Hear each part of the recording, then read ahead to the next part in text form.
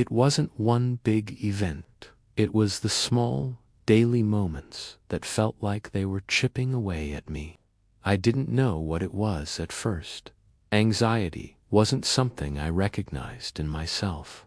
But over time, I began to realize that the tightness in my chest, the sense of dread that hovered over me, and the random panic attacks weren't just signs of stress. They were signs of something deeper.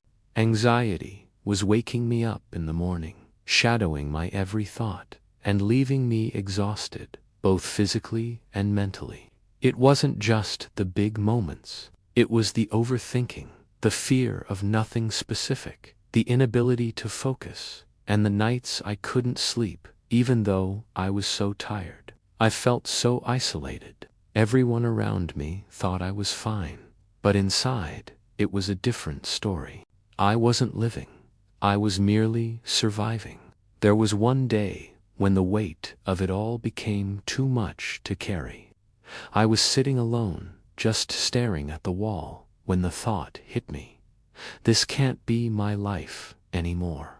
It was quieter than that, more like a whisper in my soul, telling me that I couldn't keep living in a constant state of fear and tension.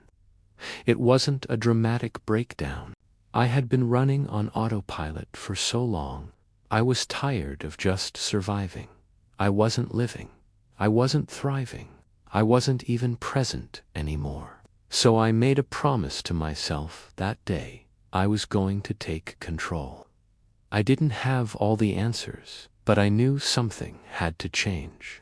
In that moment, I began to really see what I had been going through. The anxiety wasn't just something that happened to me. It was something I could start to understand, something I could work through.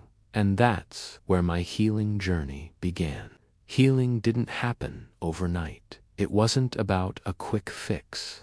I used the 5-4-3-2-1 technique to pull myself back to the present. It was about taking small, consistent steps each day that gradually led to big changes. 1. Grounding my mind with simple exercises. The first tool I started using was grounding exercises, especially when the panic would take over. Here's how it worked. 5 things I could see, 4 things I could touch, instead of spiraling into panic. I focused on my surroundings and reminded myself that I was okay in that moment. 3 things I could hear, 2 things I could smell, 1 thing I could taste. This simple exercise brought me back to reality and calmed my mind. 2. Breathing as my anchor. I learned how to use deep breathing as a way to interrupt the anxiety cycle. I started practicing box breathing. Breathe in for 4 seconds, hold for 4, exhale for 4, hold again for 4. I could see my thoughts more clearly and reflect on patterns. I also started writing affirmations and thoughts of self-compassion. Breathing deeply became my anchor during moments of panic. It didn't stop the anxiety from coming, but it gave me the power to control my response. 3. Journaling to untangle my thoughts. Journaling became an essential part of my journey. I wrote down everything, what I was feeling, what triggered my anxiety, and even small things I was grateful for. This practice helped me get out of my head and onto paper. Journaling wasn't just a way to vent, it was a way to create space for healing. I started with my mornings. I made a rule to not check my phone for the first 30 minutes after waking up. Movement became a way to ground myself physically and emotionally. 4. Moving my body gently. I didn't push myself to do intense workouts. Instead, I started daily walks and gentle stretches. These moments of movement allowed me to release physical tension and clear my mind. I stopped drinking coffee after noon and limited screen time, especially before bed. Just 10 to 15 minutes of light exercise each day helped me manage anxiety by releasing the energy that had built up in my body. These routines gave me something to look forward to each day and helped me end my days on a peaceful note. 5. Reducing overstimulation. One of the biggest shifts I made was reducing stimulation in my life. Instead, I focused on myself, my breathing, a cup of tea, or a few minutes of stretching. I also cut down on caffeine, which had been a major trigger for my anxiety. This reduction in external noise allowed me to feel more in control of my thoughts. 6. Creating a consistent routine. I knew I needed a sense of stability, so I created a calming morning and evening routine. Mornings began with gentle self-care, like a warm drink, stretching, and setting a positive intention for the day. Evenings were all about winding down, a relaxing bath, reading, or journaling. 7. Seeking help when needed. While I was focusing on self-healing, I also sought support. I found a therapist who helped me gain deeper insights into my anxiety. Therapy didn't provide all the answers, but it gave me tools and a safe space to talk through my emotions.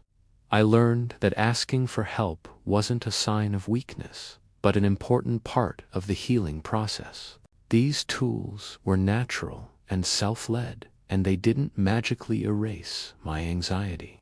But over time, they gave me the strength to manage it, and they helped me take back control of my life.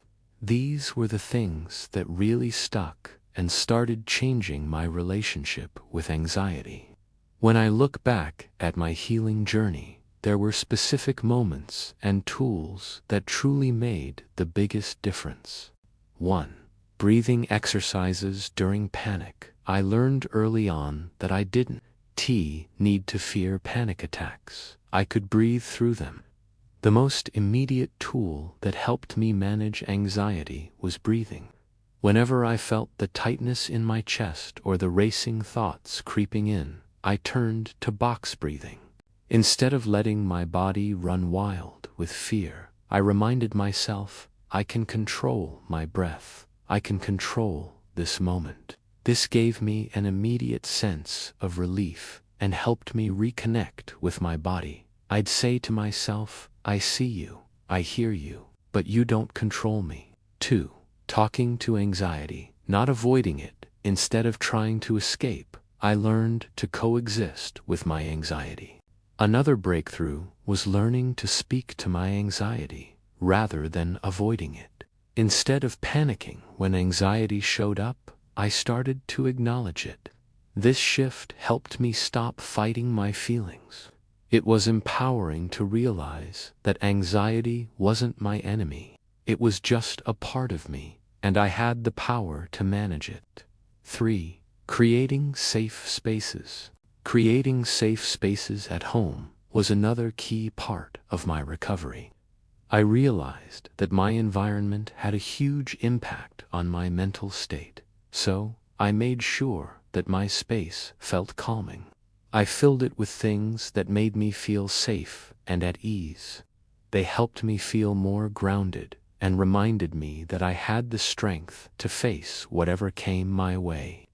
Whether it was my bedroom or a corner of my living room, these safe spaces were places where I could retreat when I felt overwhelmed, places where I could reset and recharge. 4.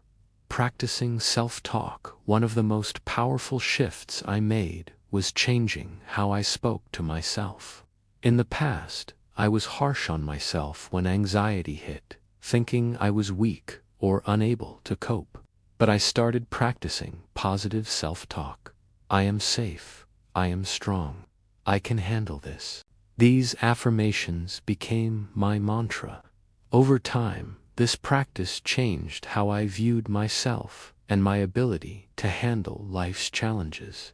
Today, I still experience anxiety. It doesn't magically vanish, and there are days when I feel overwhelmed.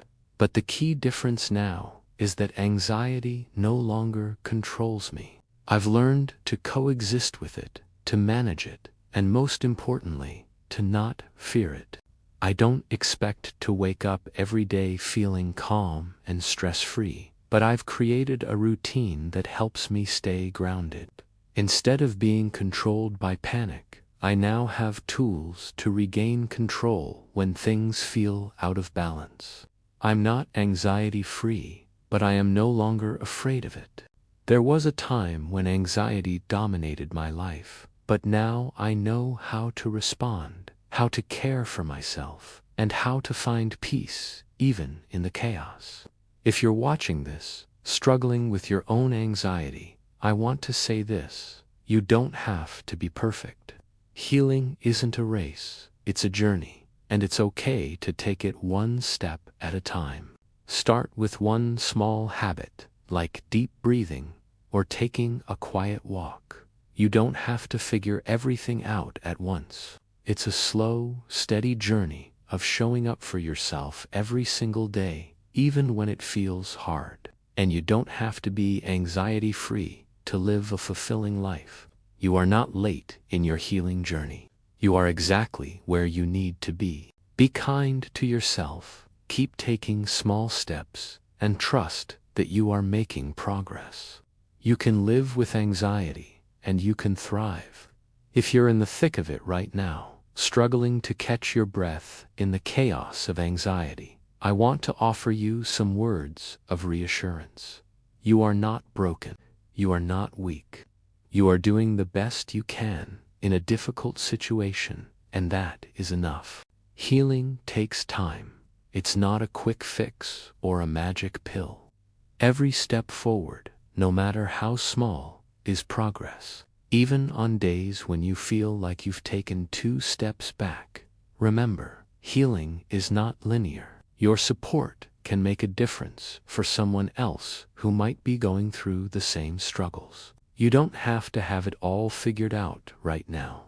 You don't need to have every answer or feel perfectly calm every day. Anxiety can feel isolating, but when we share our experiences, we remind others that they're not alone, and know that healing is real, even in small, quiet moments. Just keep going. Because even on the tough days, you are still moving forward. You are not alone in this. Take care, and I'll see you in the next video. Healing may feel like a long road, but I promise you, it's worth it. You are strong, you are resilient, and you will find peace again. If this video resonated with you or helped you in any way, please consider giving it a like. You never know, your like could be the encouragement someone else needs today. If you know someone who could benefit from this story, please share it with them. And if you want more real stories, practical tips, and supportive content about managing anxiety, please consider subscribing to the channel. There are more videos coming, and the next one might be the one that helps you take the next step in your journey toward healing. Remember, you're not alone in this. Keep going, keep showing up for yourself. Thank you for being here.